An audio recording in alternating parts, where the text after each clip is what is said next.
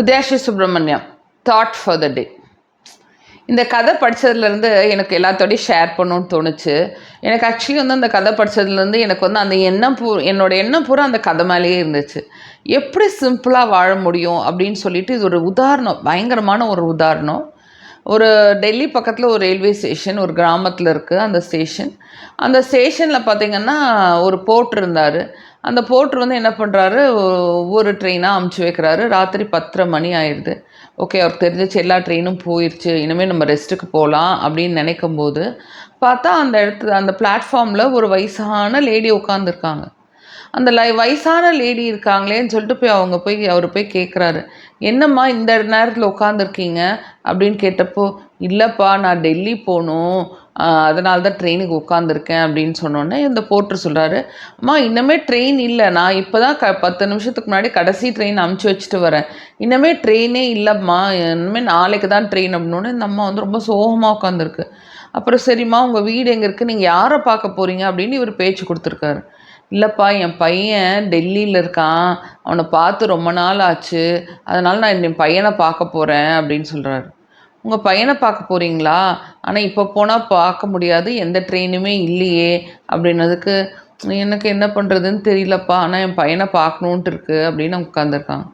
அப்புறம் அவர் கேட்குறாரு, உங்கள் பையன் எங்கே வேலையில் இருக்கார், என்ன பண்ணுறாரு அப்படின்னு கேட்டோன்னே, எனக்கு அதெல்லாம் எதுவுமே தெரியலப்பா, எங்கே வேலையில் இருக்கார் என்னன்னு தெரியல, எனக்கு ரயில்வேஸில் தான் அவர் வேலை செய்கிறாருன்னு சொன்னாங்க, ஆனால் என்ன வேலை செய்கிறாருன்னு தெரியல அப்படின்னோடனே, ரயில்வேஸ் தான் வேலை செய்கிறாங்க, சரி உங்கள் பேரெல்லாம் சொல்லுங்கள், உங்கள் பையனோட பேரெல்லாம் ஏதாவது இருந்தால் சொல்லுங்கள், நான் விசாரிக்கிறேன், ஸ்டேஷன் மாஸ்டர் இருக்கார், நான் போய் கேட்டு சொல்கிறேன் அப்படின்னா போட்டு கேட்டோடனே, எனக்கு ரயில்வேஸில் வேலை செய்கிறாருன்னு மட்டும் தெரியும், டெல்லியில் இருக்காருன்னு தெரியும், ஆனால் என்ன வேலையில் இருக்காப்புலன்னு எனக்கு தெரியாது அப்படின்னு அந்த அம்மா சொல்லியிருக்காங்க.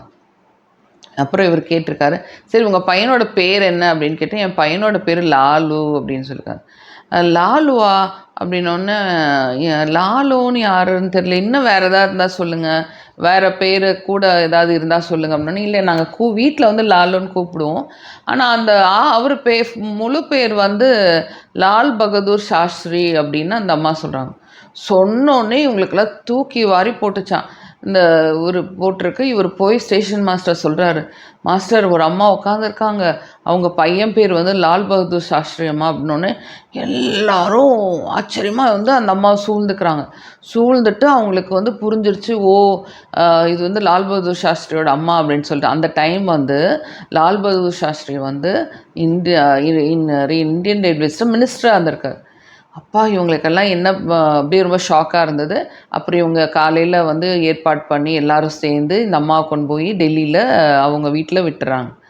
விட்டோடனே இந்த அம்மா ரொம்ப இன்னசென்ட்டாக அவங்க பையனை கேட்டாப்லையா, தம்பி நீ என்னப்பா வேலை செய்கிற ரயில்வேஸில், உன் பேர் சொன்னோன்னே எல்லோரும் என்னை நல்லா பார்த்துக்கிட்டு கூட்டிகிட்டு வந்துட்டாங்கப்பா அப்படின்னு சொல்கிறாரு.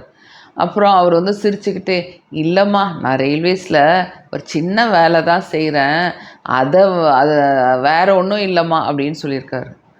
எனக்கு இந்த கதையை படித்ததுலேருந்து ஒரு ரயில்வே மினிஸ்டர்ட்டு அவங்க அம்மாவுக்குமே தெரியல, பையன் என்ன வேலை செய்கிறாருன்னே தெரியல, ஆனால் பையனை பார்க்கணுன்னு மட்டும் வராங்க. ஏன்னா அவங்க பையனை பார்த்து ரொம்ப நாள் ஆச்சு, அவர் வீட்டுக்கே வரல.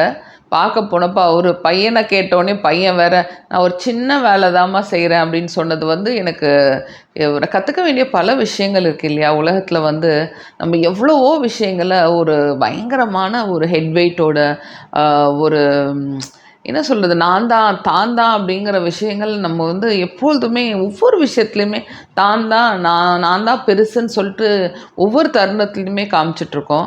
முக்கியமாக பார்த்திங்கன்னா நம்மளோட கீழே இருக்கவங்ககிட்ட நம்ம அதிகமாக காமிக்கிறோம், நம்மளோட மேலே இருக்கவங்ககிட்ட நம்ம ரொம்ப எளிமையாக நம்மளை காமிச்சிக்கிறோம், இவங்கக்கிட்ட நம்ம ரொம்ப வலிமையாக காமிச்சிக்கிறோம்.